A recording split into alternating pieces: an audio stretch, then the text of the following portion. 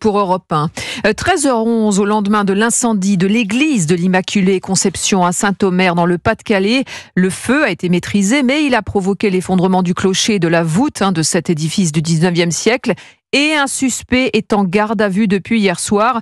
Lionel Gougelot, est-ce qu'on en sait plus sur ses motivations ?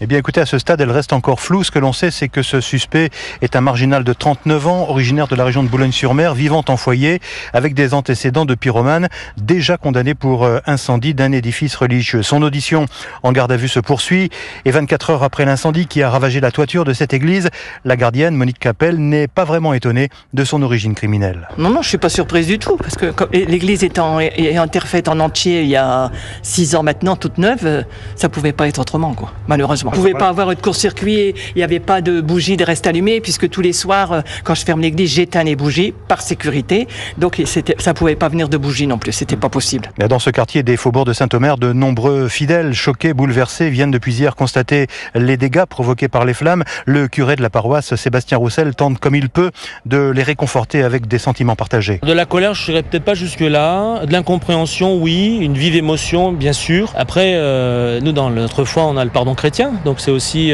malgré les pires horreurs ou ce qu'on pourrait ressentir, c'est aussi comprendre la personne qui a commis ça. Puis après, il faut aller de l'avant. La vie continue et puis on avance, Avec l'espoir que la reconstruction de l'église soit engagée le plus rapidement possible, un peu comme pour Notre-Dame, dit-il, avec un sourire. Lionel Gougelot, le correspondant Europe 1 dans les Hauts-de-France.